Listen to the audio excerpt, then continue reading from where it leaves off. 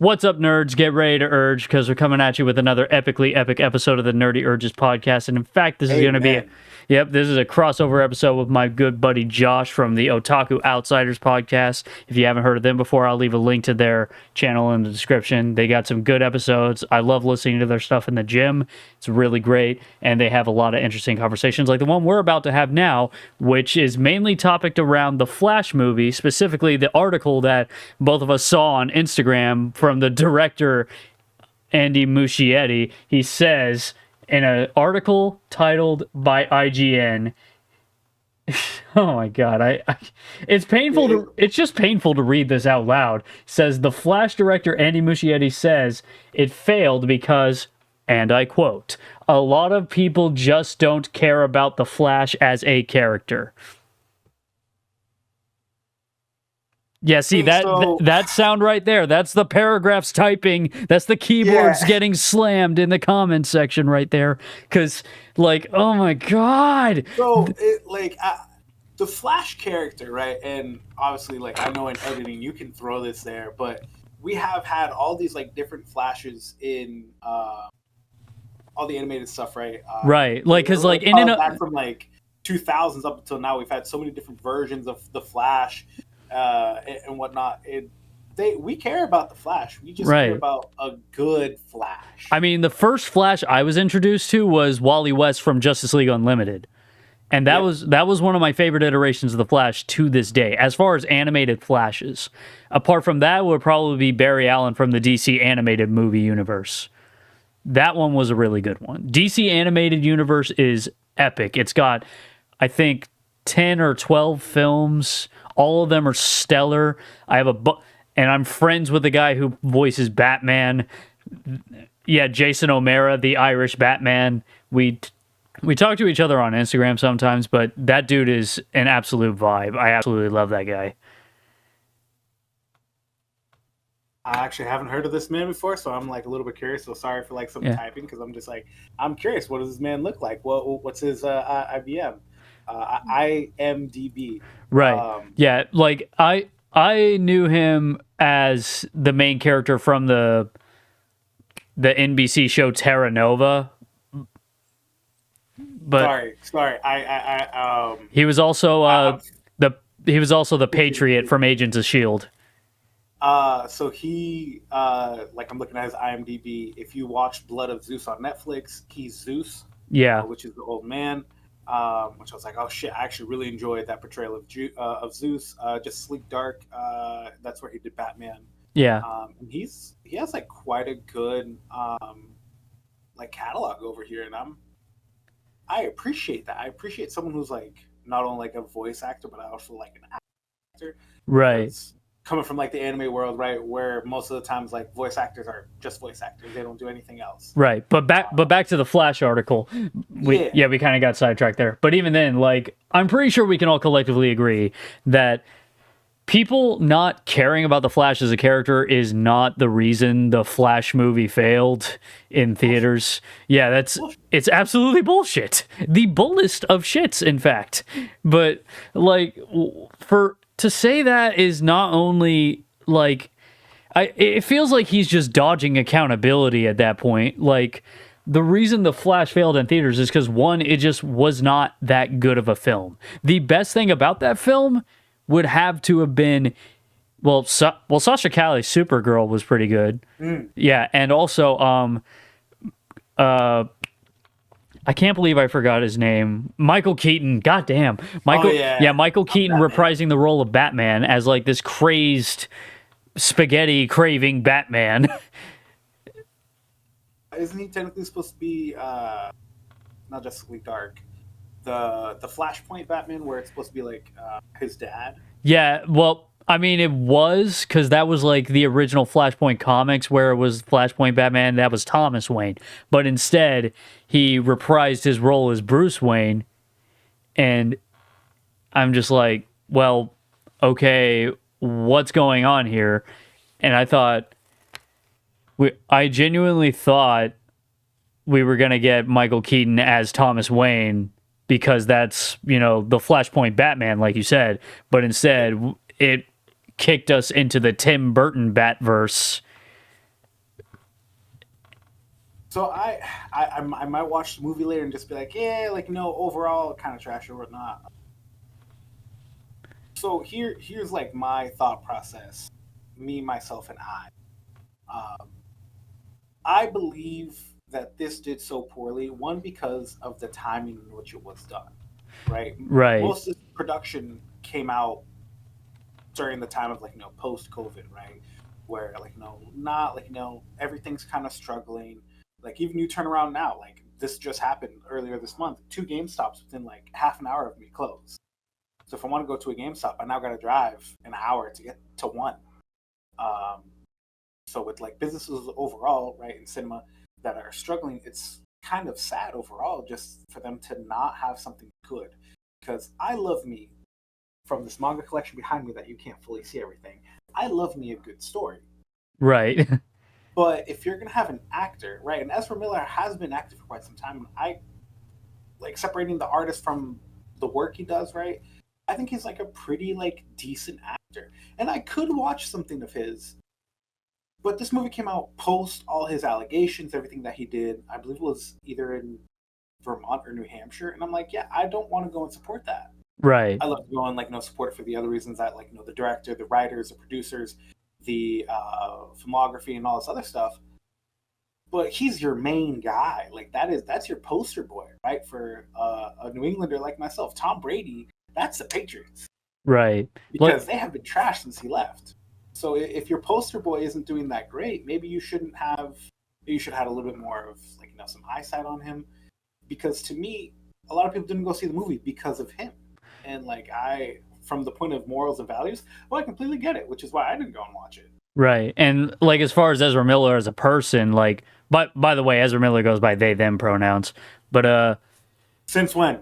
actually that I think that's been I think that was revealed well, that was news to me like a year ago. But yeah. Okay. But I didn't know. I didn't know this. no, I get it. But I just wanted to let you know. Like I don't know, like regardless of like a person's actions, I'll always call them by their preferred pronouns, because even if it doesn't change what they did, like it's still just a thing. I want to apologize. Right. Apparently, they came out as queer in 2012. And Oh, then 2018, they went and said, and I quote, I do not identify as a man. I do not identify as a woman. I barely identify as human. And then Miller said that they are comfortable with all pronouns. okay. So gender fluid, I guess. Gender fluid would be, yeah. Right, but regardless of their identity, like it obviously doesn't excuse their actions, because I mean there's video footage of them assaulting a fan, and they literally kidnapped somebody and went on the run, and like once all that shit got out in the air, obviously the lack of support for the Flash was there, but DC was still insistent on using Ezra Miller's Flash. And that was part of the reason why it failed for a lot of people. It was obviously a lot of negative criticism condemning Ezra's actions. Because yeah, exactly. It's like just negative criticism. I wonder where it came from. Right. Like obviously nobody wants to support a person that commits such heinous acts and still have them portray one of the most beloved characters in all of fiction. Like, yeah, so the movie came out roughly like a whole year and some change after the whole thing he did, that they did, the scandal that they right. did. But it's for the director to say, "Oh, no one really cares about the Flash." Well, I beg to differ, and two, let me throw you Grant Gustin. Yes, thank you. The storyline over a while became shit, and I stopped watching. But I was watching because of him. Right. I wasn't watching because of Iris. I wasn't watching because of his adoptive stepfather. I wasn't watching, even though I did like the Wally West stuff. Yeah. And I wasn't watching for, oh my God, who was it? Cisco, Caitlin. I was watching for the Reverse Flash too, because he is a great actor. Yeah, Actually, I forgot like that actor's name, but yes, he portrayed Eobard Thawne very well. He was menacing. hold on just one second. Yeah. I forget his name, and it bothers me. Um, Joe, because I actually walked in on my grandparents one day just watching a TV show, and the guy that plays Eobard, he was there, and I was like, "Oh my God, was he young?" Tom Cavanaugh. Tom Cavanaugh. He, yeah, he was in like I think it was like a lawyer show or something, like probably roughly like 10 years before the Flash, and I was like, "Oh my God, he's so young." My grandma's like, "What was that?" I was like, "Nothing." Because I'm not going to tell like, "Oh, he's in a different show that you're not going to enjoy."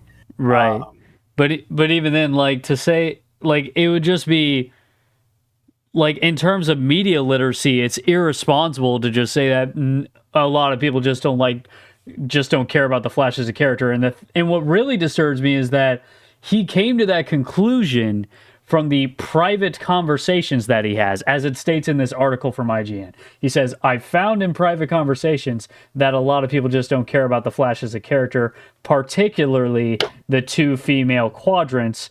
All of that is just the wind going against the film, I've learned." Like, first of all, no. Like, female quadrants. yeah. What? Like, What? That sounds like he's splitting the world like the like Avatar, all four nations. like he's And talking, like, yeah, this. like in the world of film, like audience quadrants, there's like the male quadrants and the female quadrants, and it's really just age ranges, like the young males to old males and the young females to old females. And it's like, dude, Ooh.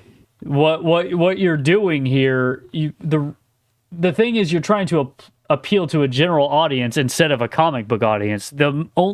Usually, primarily, the only people that want to go see a comic book movie are comic book fans.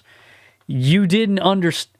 Like, I understand you're a director, you didn't do much of the writing or producing, but even then, you got to understand a basic rule. The people who are fans of the genre will go see the film that is aligned with what they want to see. That's part of why Nosferatu did so well for horror fans. It captured a lot of elements for horror. That's part of why Avengers Endgame was so successful, because it did a lot of justice for comic book fans, especially the famous scene of Captain America lifting Thor's hammer. That was ripped straight out of one of the comic panels. That scene went so hard. That scene fucked, okay? That scene fucked. It fucked so hard. Everyone who went to that showing on opening night left pregnant, okay? I mean, you're not wrong. So when I went to go watch it, it was like a week and a half after opening, just because your boy has like a little bit of PTSD going to like opening nights, and it's really crowded. Various other reasons. So I like to go like a week or two later, and luckily no one spoiled anything for me. I'm now, mind you, I don't read comics, but I love just like comic books overall, right? The stories, animated shows. And when that happened, I started geeking. I started screaming, "Whoa!" My girlfriend turned to me. She's like, "I need you to stop because you're embarrassing me." I was like, "What do you mean? There's kids and older adults. The older adults brought their kids. That's their problem, not my problem." And one of the things that makes Endgame so special is the number of times people have said, "I would love to re-experience that for the first time again." If you can get millions of people to say that about a movie, you know you did something right. People have said that about Endgame. People have said that about The Dark Knight. People have said that about people have said that about Tim Burton's Batman. And I know there's a lot of mixed reviews surrounding The Dark Knight, let's be real, because a lot of people were shaming it for lack of comic book accuracy. But the thing is, it was meant to be its own thing. Christopher Nolan never intended for it to be a comic book movie. It was intended to be a vigilante movie based on a comic book. But when you like in that like kind of quick comparison, right? When you compare the Christopher Nolan movies, right, the trilogy, they fit their own universe, right? They're not meant to be compared to other things. They had no overall arcing. Oh no, we have to throw this little scene over there and this one over there. See that right there. That's an important that's an important detail that you just pointed out. And that's another reason why The Flash didn't work for me, because it felt like it was trying to be its own separate entity as a part of being a part of the chain. And that's another thing why the DCEU pretty much failed after Man of Steel, because it was very difficult to connect everything. The only true connection in the DCEU was between the first and second movies, Man of Steel, and then Batman vs Superman, and then like Batman vs Superman, we all know how that is. So, kind of like a quick little sidebar. You've seen Family Guy, right? I've seen Family Guy, yeah. So, and I mean like more old Family Guy. There's the scene of where they're trapped in the safe room. Yeah. And Peter's like, well, seeing how we're all about to die, there's something I feel like I have to share with you. I have not seen The Godfather. And then he says, because it insists upon itself. That's what the movie's doing to me. It insists upon itself. It's like, oh, we're the next big thing and this and that. And I'm like, well, like, hopefully James Gunn can fix the dumpster fire that basically is the DC universe. Right. Because when you try and do too much with, I'll say, not the right or not the proper intentions, you're just going to have something crash and burn. Exactly. They flew too close to the sun way too damn fast. And part of the problem was that they kept competing with Marvel instead of being in their own lane and properly streamlining. That's part of why Marvel was so successful up until, around the time they just started pushing deadlines. And and like they were prioritizing deadlines and budgeting over, letting creators cook.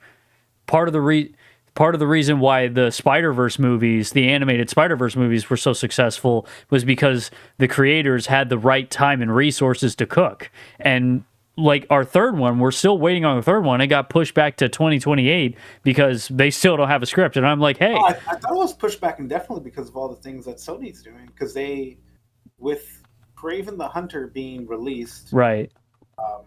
They said that they're like basically shutting down the Sony Spider-Verse because they did all that without their Spider-Man. Well, yeah, they did that. They said they were doing that for their live. I think they were specifying that for their live-action Spider-Verse, but I don't know about their animated one.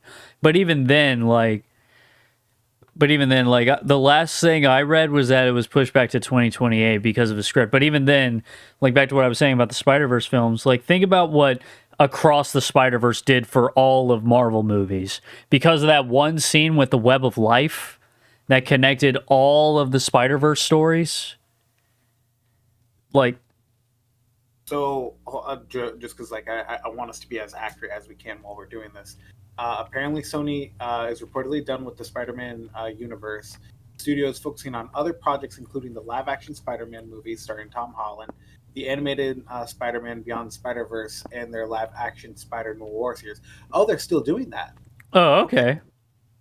All right, that's good to know. Yeah, because I actually liked Nicolas Cage and how he did that. So they're gonna bring an old man to do Spider-Noir. I'm here for it. Yeah, I read that was going to be on Amazon Prime, but like back to the across that scene in Across the Spider-Verse with the Web of Life and Miguel O'Hara, like the way all of that interconnected all of the Marvel Spider-Man. Like that one scene alone, did more for Marvel than everything that led up to Endgame, and that was phenomenally done.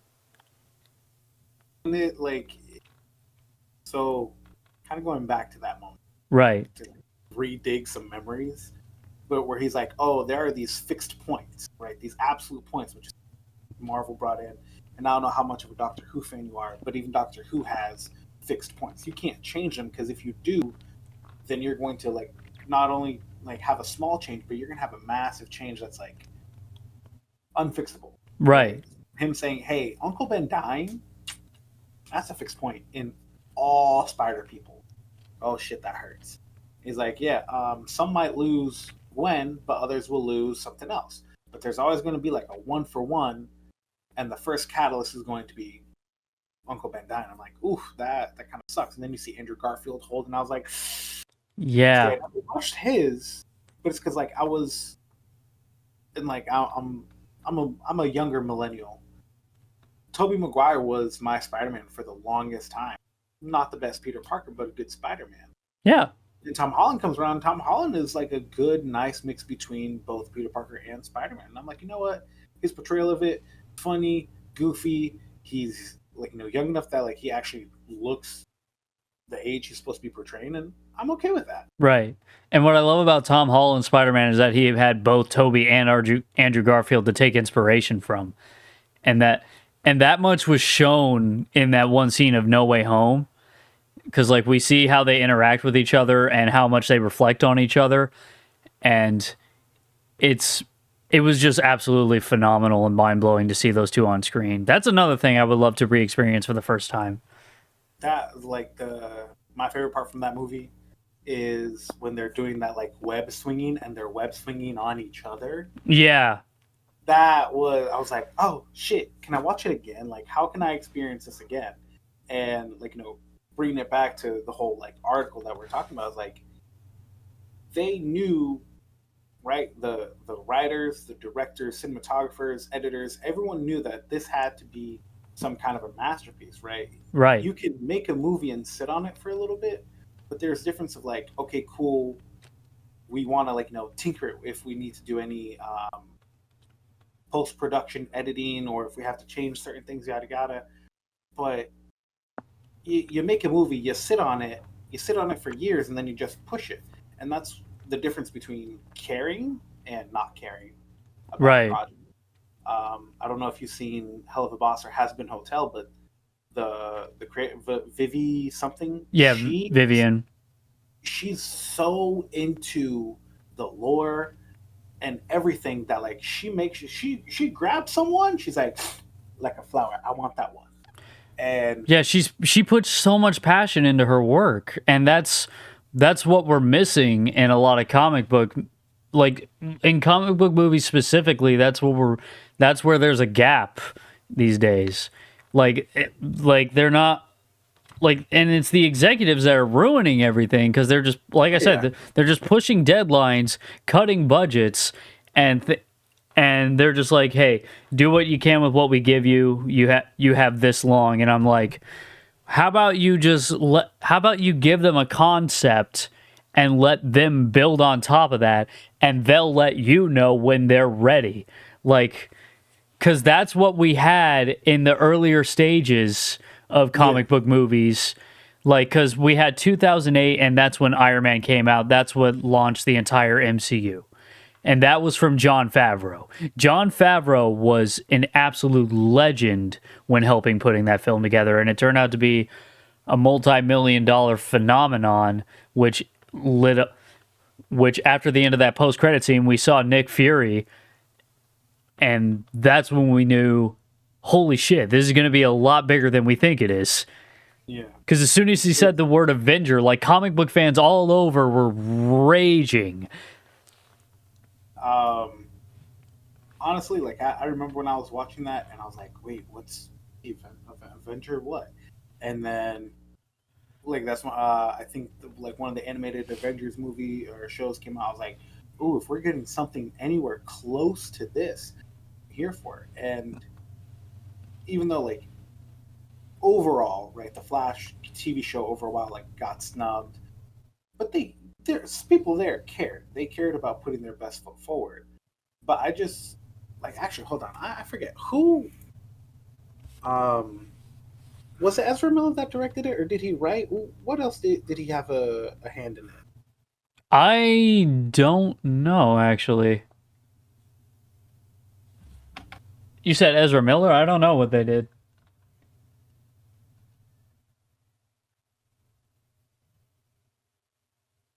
Well, we finna find out.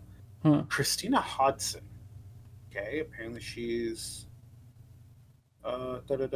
directed by Andy Muschietti.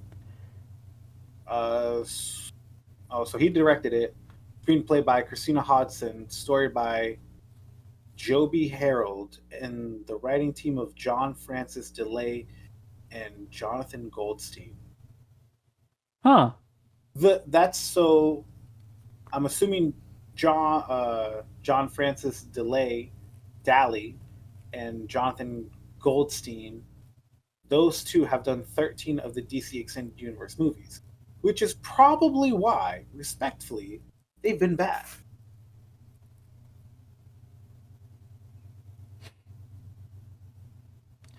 Oh god, Oh my god, is this a dude from Bones? No. wait, No. I'm not sure. Um, But like holy shit, it is. but but back to the article, like the way how he just says the way how he just says that people don't care about the Flash as a character, like what, and those, and apparently those words kept him from working with DC movies ever again, and yeah, apparently he's not gonna be anywhere near a DC movie for a while. But even then, Good riddance. like these comments on this article are actually pretty interesting. Like one guy says, let's see. One guy says, I'm 55 and a huge Flash fan. I love the movie and I just bought the 4K version. No doubt Ezra brought bad publicity because of their personal life, but they actually did an amazing job. Truly, I wasn't a fan. Liked the CGI, the style of it, and the opening scenes was funny. And see more. And I was beyond excited to see my Batman back on the big screen in this suit. Huh. Well, I mean, all that is definitely valid. I mean, the CGI throughout the Flash, like, I mean, it definitely could have been. CGI can always be good.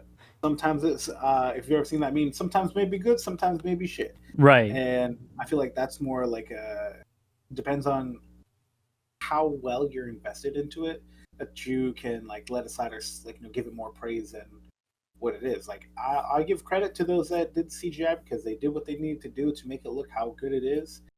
But I will say that there were concepts of a plan, and I feel like somewhere they just said, "Oh yeah, this one we don't need it." Yeah, it was earlier when you said give them a concept. I was like, "Yeah, there's a concept of a plan, but it failed." Right, and like even then, like if I had to, I mean, I get tired of beating this dead horse, but like I said, it was deadlines because they kept putting all these deadlines out for the DCEU, and they were just like, "Hey, we're on a time."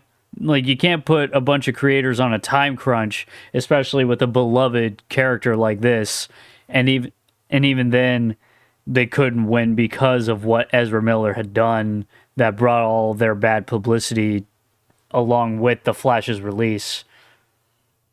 I feel like, and I'm gonna hop on like Rotten Tomato in a second, but I feel like it was more the timing of the movie, right? If they had made and released the movie a few years prior, let's say they did it back in 2019, it probably would have had a much bigger success than what ended up happening, because the Flash show was still going on. People be like, "Oh my god, it's great," and then there'd be the critique of like those that actually watch the show, those that have read the comics versus that, right?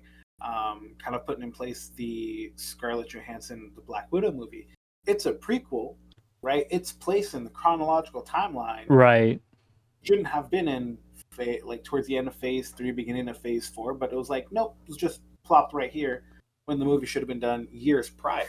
And another thing, I personally didn't really like the way Ezra Miller's Flash was written. He was written as he was too childish for my liking, and like from the Flash that I know and love, like that I grew up with, he had a childish sense of humor, obviously, because in the comics he's always like a wisecracker with a bunch of jokes and stuff that he like tosses around with criminals. Yeah, he's childish in that sense, and he should be, but this one he's more cowardly and he's like irresponsible as a person. as opposed to like a more comic accurate Flash that we get from either Grant Gustin or the ones throughout the animated series. Like I just didn't really like Ezra Miller's Flash in that sense. All right, so I pulled it up. Just literally comparing like the Black Widow movie, which I felt like it was a movie that didn't need to come out when it came out, right? Like if there was a good time to release Black Widow, it would have been one of the movies after Civil War, like Oh yeah. right after Spider-Man: Homecoming. That would have been perfect. So the I don't know how to read this, but the first one, the tomato meter is 79, so it's guaranteed fresh, and then the popcorn meter is 91 for the Black Widow movie, right? It's a movie Right. that should have been done years prior. They kind of sat on it, waited too long. The Flash has a 63 tomato reader and an 82 for the popcorn, which means Fans, overall, yeah, fans liked it more than the critics. Yeah. so hey, but it's to each their own, right? Everyone has Right. different tastes. If I like spicy food and you don't, then we go to a restaurant and they only serve spicy food, you're gonna hate it more. Like I loved it and you hate it. Right. Like in and of itself, like I understand that why everybody will like the Flash in their own light, but me personally, like I don't expect my opinion to be like the ultimate opinion for everybody, because like we've known each other for a good while. Like I'm not so superficial and big of myself that I would let my opinion be the ultimate one, but I just like to like I'm open and honest about my taste in the media that I consume, and I never really form an opinion until I genuinely consume a piece of media. And I'll be completely honest, the only reason I went to see the Flash in theaters is because I worked there and I could see it for free. But in and of itself, like it was a fun experience, and there was a lot that I did enjoy, and some counter criticisms that I gave were in the instance where I give good criticism as opposed to somebody's bad criticism was the appearance of General Zod in the Flash. That I actually enjoyed because a lot of people complain that General Zod was emotionless and lifeless, but you got to understand he's Krypton's military leader. Yeah, He was raised to be he was raised to be cruel and basically lacking of empathy, like he said in Men of Steel. He said, no matter what action I take, no matter how cruel, is for the greater good of my people. Though that's his philosophy. So that's why he's like this lifeless ghoul in battle armor the entire time. He has no shame in what he does.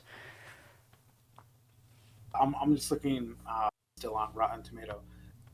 The only, well, from the view I see, the only other like Marvel movie that's close to that same Rotten Tomato reading is going to be the Marvels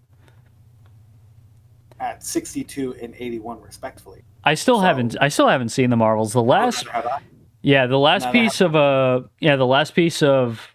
MCU that I actually saw would probably have been Ant-Man Quantumania. That was such a bad movie.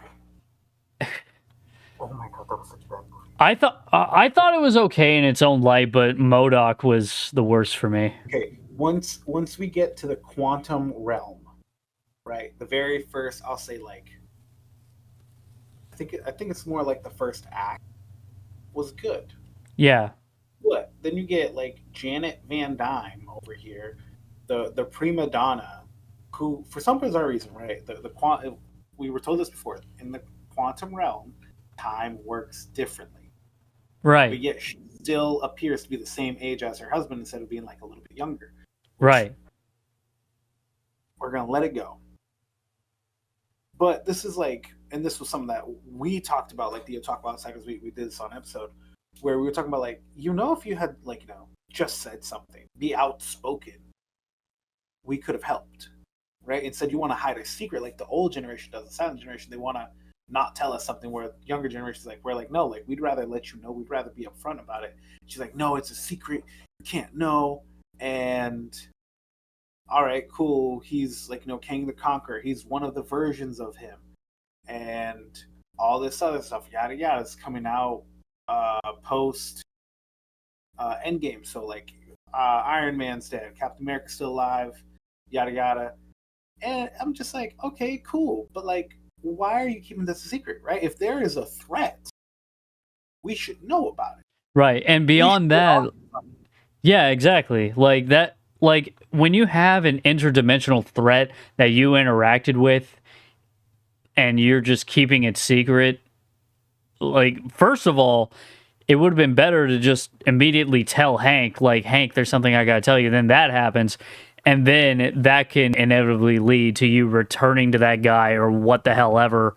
We can build up on that another day. But the thing is, we have what we have. And what gets me, like, with that, the way it happened in the MCU, and that was after Shang-Chi, The Eternals, and those were both really good movies in my opinion. But what I didn't like about them is how each of them had their own individual ending, and they all feel separate. They don't feel connected. And the thing about the MCU is that you're supposed to connect all of them. And with the ending of Shang-Chi, we have the rings and that they're sending out this signal to something. With the ending of Eternals, we have the Eternals being called back by Arishem the Judge for evaluation. And meanwhile, Tiamat is still sticking out of the earth for whatever the hell reason. And then, like, we had to rely on Deadpool to save us. Yeah. So, kind of like going back to like, no one, just the title of the article, right? No one cares about this insert character. Right. Well, no one really cared for Loki before. Loki was always the evil person. Tom Hiddleston comes in and he's like, "You're gonna love me for me." And he can't. You won my heart. He's a great portrayal. And then Loki comes out, and I'm like, "Wait, he's getting." Well, when the trailer came out, I was like, "Wait, he's getting his own show." Very captivating, and I loved it. And then I was like, "Okay, like all of their shows, like he's not gonna get another one." And then he got another one. Oh my god! And that's how he ended. His scene was very cathartic at the end of season 2. If you haven't seen it, I'm not. Yeah, I've seen it. It's like so beautiful. Like that final episode where he's like, "I just gotta keep on going back in time. And I can fix it. And I can figure it out. And I can fix it. And just change this, change that, change this. All right, cool, boom." And then eventually he's like, "I'm doing this for you." And I don't know if you've seen like some of the podcasts that he was on, but he said that he took a jog in between one of the takes around the studio, and he was listening to the soundtrack from Thor 1. Right. And he's like, "Oh, I said something specific," where he's like, "Oh yeah, I'm doing this for you, or I'm doing this for me, or whatever." Yeah, I remember that was like that full circle moment where he's like, because like in the ending of Thor 1, he was like hanging at the end of the Bifrost. He was like, "I could have done it, Father, for you, for all of us, for everything." And then he said that again as he was about to go into the time chamber. It's like, "For you, for all of us, for everything." And then, I'm not gonna lie, yeah, tears, literal tears, bro. And it was absolutely phenomenal the way we had that full circle moment. And whereas where the Flash lacks in that, like obviously because it was one of the earlier films in the DCEU, but even then, like like the reason the Flash, like the thing where the MCU projects like Loki and all the other phenomenal pieces, they had a good foundation. The Flash and a lot of other DCEU films did not have a good foundation. Everything was great at the beginning with Man of Steel. Then we got Batman vs Superman. I was really hyped for it because Ben Affleck, one of my favorite actors, and he was a really good Batman and a really good Bruce Wayne. However, it was poorly written. Said something about Martha. "Oh, it's my mom's name too." I'm like, are you really bonded over the name of your mother? Right. Like, I get it, right? You have all this money, but you didn't go to therapy, my guy. Right. Like, cool. You want to save the people of Gotham, so you don't. Okay, cool. But like, as an adult, right? I need an adult. I am an adult. Right. As the adult in the room, like, dude, you get a little bit of therapy. You could have done programs that would actually have incentivized your community, and instead of you going to be a vigilante. But that's like neither here nor there. It's like it's the adult. I mean, I've said this in previous podcast episodes. I dislike Batman because literally all the problems that are in the world, he can literally fund them away. Like you can literally You can literally fund police to be stronger and keep criminals locked up. You can literally fund the trauma. You can literally fund the pain of your trauma away through therapy. Hell, you can fund the trauma that half of your rogues gallery is suffering from, and have them be actual citizens. But no, just beat the shit out of them at nighttime, and even, but back to like Batman versus Superman. What I want to know is, like, it never explained why he was in Metropolis. We just see him in Metropolis during the time of the World Engine just tearing shit apart. So that, like, unfortunately, like, there's a lot of like DCEU movies that I haven't seen. That's one of them. Right. But this is where I like exposition. Sometimes it's a little bit much, but you need to give it, otherwise you're raising more questions than answers. Or Right. release a director cut where you're going more in depth with this. Um, can't think of a project right now that does it, but um, a lot of anime, especially like the 12 episodes or the things that are just starting, like they don't have 4 or 5 seasons like Naruto, Bleach, One Piece. Um, they will tell you, be like, especially for an isekai, right? Right. Ends up happening. Oh, where am I? He's like, oh shit, I just got transported to another world, and then you get your explanation. Right? You don't need the whole explanation of the world. You need a brief of like, what's going on? Who am I? Why am I here? Yeah. And one line be like, oh, I just came to see the competition or something, right? Joking about it or something. Or like, oh, like Wayne Industries is looking to like expand it. You can literally do anything. But it's, again, the lack of care, the lack of the respect, shall I say. Yeah, the lack of And and like the lack of care and respect just makes for a sucky foundation. It's yeah, You just don't have, like, you're building a house of cards while it's raining, basically. It I sucks. was going to say you're building the house on shitty ground. Like you haven't Yeah. excavated it, you haven't done anything. Um, and speaking of like care and respect, the guy that played Punisher, John Yeah, John Bernthal, Bernthal. he it was just announced, like when it was announced, and then he goes into a comic book store. He gets a shit ton of like different Punisher comics, and I'm pretty sure you've seen this clip before. Yeah. And then he goes to check it out at the comic book store. The guy's like, "Yeah, you're not taking any of this," and he's literally like removing a shit ton of the comics. He's like, "You're taking this, this, and this. Any questions, come right back." So one, right, because John was humbled and said, "You know what? This person clearly knows more about the character than I do. So let me do the research that someone else who has more knowledge, more depth, and let me humble myself and take this." We got cinema. Why? Exactly. Because one Yeah. of the characters was like, "Hey, do this," and the other one was humble enough to be like, "You know what? You're right." Because we don't always have the answers. We can't know every single little thing that's happening at every single moment of yada yada yada yada yada. But what we can do is, hey, what's like a respectable look, or oh, like what are we looking to do as the big production studio? Obviously, right now, they're I think they're kind of like doing the Flashpoint, where it's like, okay, now we're like restarting it, like that movie restarts it, yada yada, like we're restarting the universe. But the I believe it's the Justice League Dark movies. I feel like there's 2 or 3 of them that they are basically the Flashpoint and some other things. And it's like, all right, cool. Here's the end result, and universe has been reset. Right. And then, like, that in and of itself is part of what makes a good a good actor selection process, in my opinion. Like, when the character is willing to accept, like, that they don't know everything about this character that they're adapting, and they're willing to absorb all the true information rather than just develop their own shit. Like, when it comes to Batman, what makes a really good Batman adaptation, because, like, you got a ton of live action Batman to draw from. I mean, hell, of the most recent, I mean, you got the Ben Affleck Batman, Robert Pattinson, Christian Bale, and Michael Keaton, of course. And then you got the Val Kilmer and the George Clooney, and Oh, the bat nipples. yeah, I the bad nipples. Well, And that was actually like, even though I didn't watch the movie, I did see like the end credit scene, and he was talking to George Clooney. I was like, "Yo, like that." Honestly, right? Obviously, George Clooney's really old. right, Thankfully, I was like, "Yo, like that's dope that like we get to see him." Even though we'll probably, I know, I'm assuming we're never going to see him again. But right. it was like it's I feel like a level of respect because he's like, hey, like this, who are like Barry? What are you talking about? He's like, oh shit, I did it. I'm Right. thinking I'm my Ben Affleck, but it's actually a different one, and that's something that I actually like.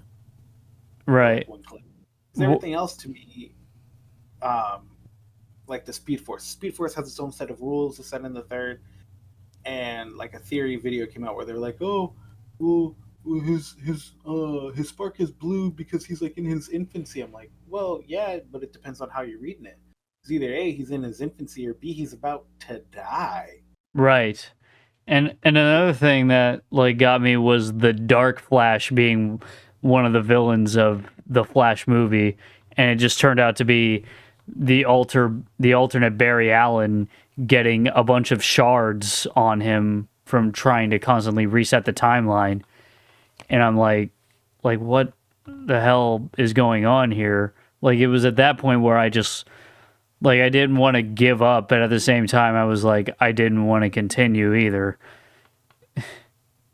And I know that sounds petty of me, comment section, but I mean, in all actuality, it just seemed like a moot point in the film at when it got there.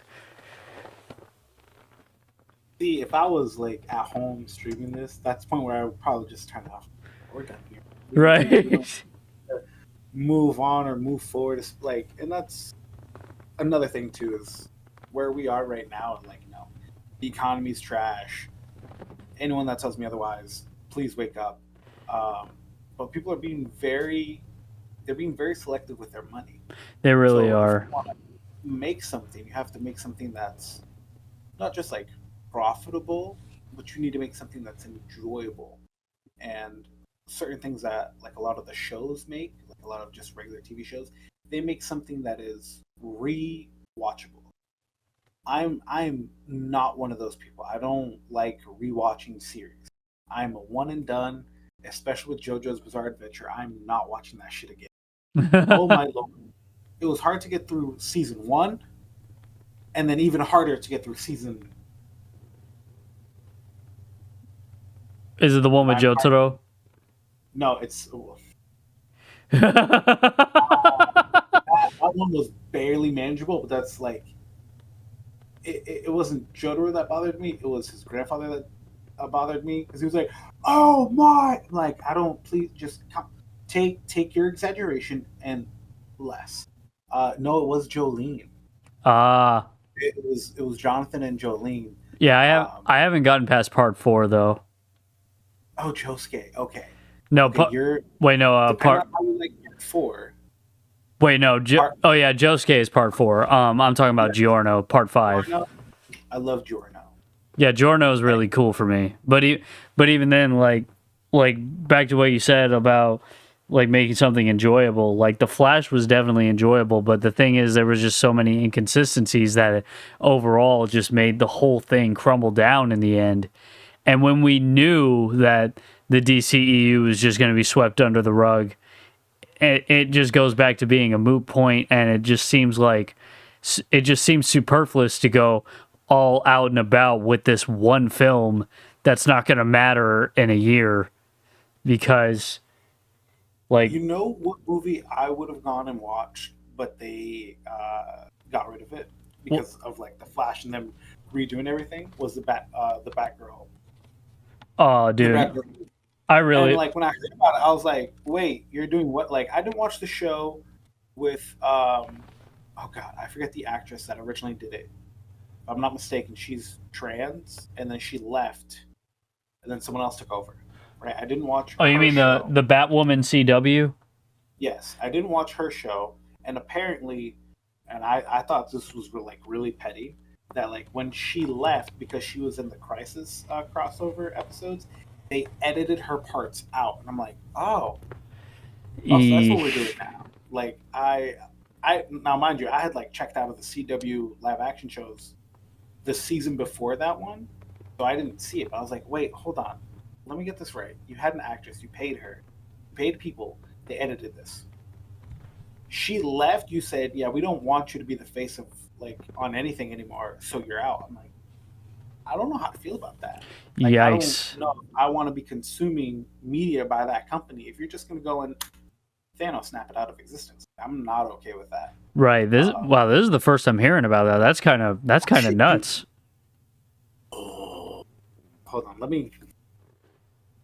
Because, like, what was that actress's name? I think it's Ruby Rose. Oh, yeah.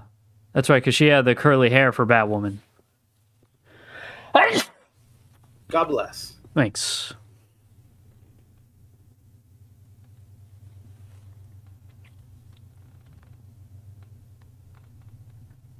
So yeah, back in 2021, yeah. So they edited her out. So that means it was a crossover. I believe either that happened 2018 or 2019. They edited her out of it, and I'm like, yo, that's crazy that you went out of your way to remove your actress from this. Wild, but and I like obviously like from a financial step point, right? She's talking shit. You obviously don't want her to be the face of your thing, but. I feel like it was unnecessary. God, Hollywood executives, man, they're just Hollywood executives. They just petty. But yeah, to conclude the episode, ladies and gentlemen, essentially the Flash failed because of the recency bias of Ezra Miller's public image at the time of release, as well as the lack of support from Hollywood executives, and pretty much the number one thing killing comic book movies is deadlines and bullshit regulations from Hollywood elites. And I think we can all collectively agree on that. But one thing's for sure, Sasha Calle was awesome as Supergirl. Oh, yeah, definitely. Yeah. I definitely give her props for doing what she did. I kind of want to see her more in the new DCEU run by James Gunn. I don't think it's going to happen. If I see her again, I would love to see her as Catwoman. Like Halle Berry's Catwoman? I'm with you on that. Yeah. Yes. I'm with you on that. I would love to see her in Halle Berry Catwoman suit. That would be awesome to me. Right. But we'll fantasize about that later. If you guys enjoyed this episode, be sure to like and subscribe for more. If you guys want to check out episodes of Otaku Outsiders, I'll leave a link in the description. We'll see you guys later. Have a great night.